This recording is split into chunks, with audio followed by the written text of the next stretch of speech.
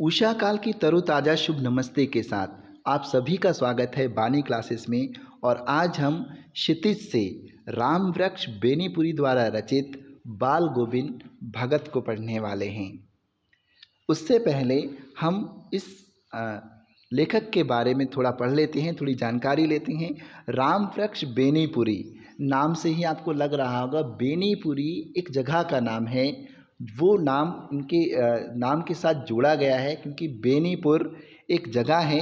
ये बिहार के मुजफ्फरपुर ज़िले के में एक गांव का नाम बेनीपुर है। अब ये उस गांव में रहते थे, इसलिए इनका नाम राम वृक्ष तो था ही, बेनीपुरी साथ में जोड़ दिया गया। अब इसमें बताया भी गया है, राम वृक्ष बेनीपुरी का जन्म बिहार के मुजफ्फरपुर ज़िले के बेनीपुर गांव में सन 1899 में हुआ था। माता पिता का निधन बचपन में ही हो जाने के कारण जीवन के आरंभिक वर्ष अभावों, कठिनाइयों और संघर्षों में बीते। 10वीं तक की शिक्षा प्राप्त करने के बाद वे सन 1920 में राष्ट्रीय स्वाधीनता आंदोलन में सक्रिय रूप से जुड़ गए, यानी लगभग 21 साल की उम्र में ही। कई बार जेल भी गए और इनका देहावसान सन 1968 में हुआ। लेकिन इनकी प्रतिभा इतनी थी, इनमें कला इतनी थी कि इनकी रचनाएं, पत्र पत्रिकाएं जब ये 15 साल के थे तभी से छपने लगी थी। और इन्होंने कई सारी पत्रिकाओं का संपादन किया, जिनमें तरुण भारत, किसान मित्र, बालक, युवक, योगी, जनता जनवाणी और नई धारा, इन इतने सारी पत्र पत्रिकाओं का इन्होंने संपादन भी किया था। और इनकी रचनावलियों में पतितों के देश में ये एक उपन्यास है, चिता के फूल एक कहानी है, अम्बपाली नाटक भी इन्होंने लिखा और कुछ रेखा चित्र भी लिखे, माटी की मूर्तें, पैरों में पंख बांधकर ये एक यात्रा वृतांत था, जंजीरें और दीवारें, ये बहुत सारी इसी की रचनाएं हैं। तो आज की जो हमारी कहानी है ये है बाल गोविंद भगत की। बाल गोविंद भगत मंझोले कद के गोरे चिट्टे आदमी थे। मंझोले मतलब ना लंबे ना छोटे, मध्यम कद के। बाल गोविंद भगत मंझोले कद के गोरे चिट्टे आदमी थे, यानी रंग साफ था, 60 से ऊपर के ही होंगे।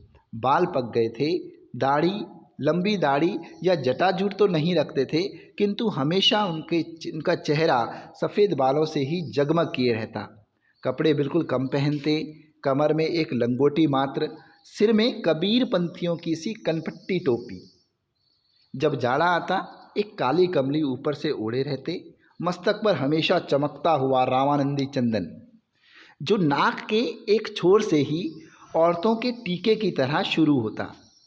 गले में तुलसी की जड़ों की एक बेडोल माला बांधे रहते।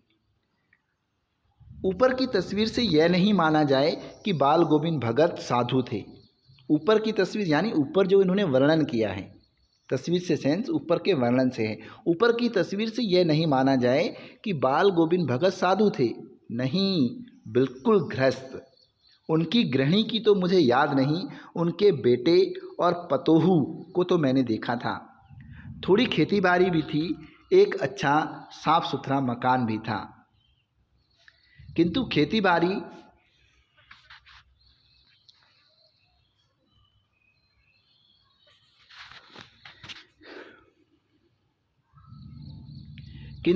बाड़ी करते, परिवार रखते भी बाल गोविंद भगत साधु थे। साधु की सब परिभाषाओं में खरे उतरने वाले। कबीर को साहब मानते थे, यानी भगवान मानते थे। उन्हीं के गीतों को गाते, उन्हीं के आदेशों पर चलते, कभी झूठ नहीं बोलते, खरा व्यवहार रखते। खरा मीन्स फ्रैंक बिहेवियर। किसी से भी दो टूक बात करने में संकोच नहीं करते, ना किसी से खामखा झगड़ा मोल लेते, किसी की चीज़ नहीं छूते, ना बिना पूछे व्यवहार में लाते। इस नियम को कभी कभी इतनी बारीकी तक ले जाते कि लोगों को कुतूहल होता। कभी वह दूसरों के खेत में शौच के लिए भी नहीं बैठते। वे गृहस्थ थे, लेकिन उनकी सब चीज़ साहब की थी। जो कुछ खेत में पैदा होता सिर पर लाद कर पहले उसे साहब के दरबार में ले जाते, जो उनके घर से 4 कोस दूर पर था। एक कबीरपंथी मठ से मतलब, वह दरबार में भेंट रूप रख लिया जाकर प्रसाद रूप में जो उन्हें मिलता उसे घर लाते और उसी से गुजर चलाते। इन सब के ऊपर मैं तो मुग्ध था उनके मधुर गान पर, जो सदा सर्वदा ही सुनने को मिलते। कबीर के वे सीधे सादे पद जो उनके कंठ से निकलकर, उनके गले से निकलकर सजीव हो उठते। आषाढ़ की रिमझिम है, समूचा गांव खेतों में उतर पड़ा है। कहीं हल चल रहे हैं, कहीं रोपनी हो रही है। रोपनी मीन्स, रोपनी से मतलब है पौधों को लगाना। धान के पानी भरे खेतों में बच्चे उछल रहे हैं। औरतें कलेवा लेकर मेड़ पर बैठी हैं। आसमान बादल से घिरा है, धूप का नाम नहीं, ठंडी पुरवाई चल रही है। ऐसे ही समय आपके कानों में एक स्वर तरंग झंकार सी कर उठी। ये क्या है? ये कौन है? यह पूछना ना पड़ेगा। बाल गोविंद भगत समूचा शरीर कीचड़ में लिथड़े अपने खेत में रोपनी कर रहे हैं। उनकी उंगली एक एक धान के पौधे को पंक्तिबद्ध खेत में बिठा रही है। उनका कंठ एक एक शब्द को संगीत के जीने में चढ़ाकर कुछ को ऊपर स्वर्ग की ओर भेज रहा है और कुछ को इस पृथ्वी की मिट्टी पर खड़े लोगों के कानों की ओर। बच्चे खेलते हुए झूम उठते, मैंड पर खड़ी औरतों के होंठ कांप उठते हैं। वे गुनगुनाने लगती हैं, हलवाहों के पैर ताल से उठने लगते हैं, रोपनी करने वालों की उंगलियां एक अजीब क्रम से चलने लगती हैं। बाल गोविंद भगत का यह संगीत है या जादू। भादों की वह अंधेरी अधरतिया। अभी थोड़ी ही देर पहले मूसलाधार वर्षा खत्म हुई है। बादलों की गरज, बिजली की तड़प में आपने कुछ नहीं सुना हो, किंतु अब झिल्ली की झंकार या दादुरों की टर टर बाल गोविंद भगत के संगीत को अपने कोलाहल में डुबो नहीं सकती। उनकी खंजड़ी डिमक डिमक बज रही है और वो गा रहे हैं। गोदी में पियवा चमक उठे सखिया, चिहुक उठे ना, हाँ पिया, हाँ पिया तो गोद में ही है, किंतु वह समझती हैं वह अकेली है। चमक उठती है, चिहुक उठती है। उसी भरे बादलों वाले भादों की आधी रात में उनका ये गाना अंधेरे में अकस्मात कौंध उठने वाली बिजली की तरह किसे ना चौंका देता। अरे अब सारा संसार निस्तब्धता में सोया है। बाल गोविंद भगत का संगीत जाग रहा है, जगा रहा है। तेरी गठरी में लागा चोर मुसाफिर जाग रहा है। कार्तिक आया नहीं कि बाल गोविंद भगत की प्रभातियाँ शुरू हुई, जो फागुन तक चला करती। इन दिनों वह सवेरे ही उठते, ना जाने किस वक्त जगकर वे नदी स्नान को जाते, गांव से 2 मील दूर।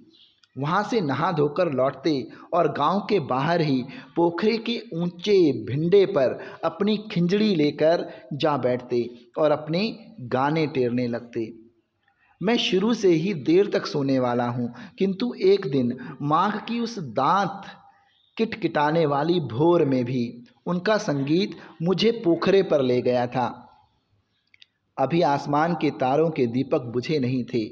हाँ, पूरब में लोही लग गई थी, जिसकी लालिमा को शुक्र तारा और बढ़ा रहा था। खेत, बगीचा, घर सब कुहासा छा रहा था। सारा वातावरण अजीब रहस्य से आवृत मालूम पड़ता था। उस रहस्यमय वातावरण में एक कुश की चटाई पर पूरब मुँह, काली कमली ओढ़े बाल गोविंद भगत अपनी खंजड़ी लिए बैठे थे।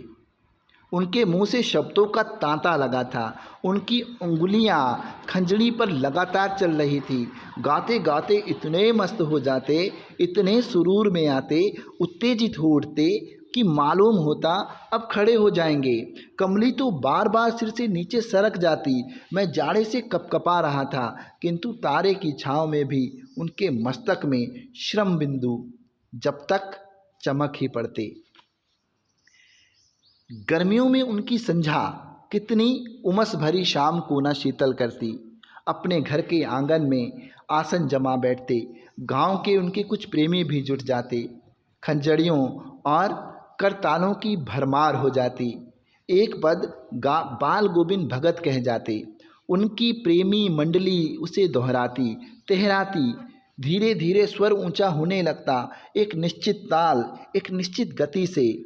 उस ताल स्वर के चढ़ाव के साथ श्रोताओं के मन भी ऊपर उठने लगते। धीरे धीरे मन तन पर हावी हो जाता। होते होते एक क्षण ऐसा आता कि बीच में खंजड़ी लिए बाल गोविंद भगत नाच रहे हैं और उनके साथ ही सबके तन और मन नृत्यशील हो उठे हैं। सारा आंगन नृत्य और संगीत से ओतप्रोत है। बाल गोविंद भगत की संगीत साधना का चरम उत्कर्ष उस दिन देखा गया जिस दिन उनका बेटा मरा। इकलौता बेटा था वह, कुछ सुस्त और बोदा सा था, किंतु इसी कारण बाल गोविंद भगत उसे और भी मानते।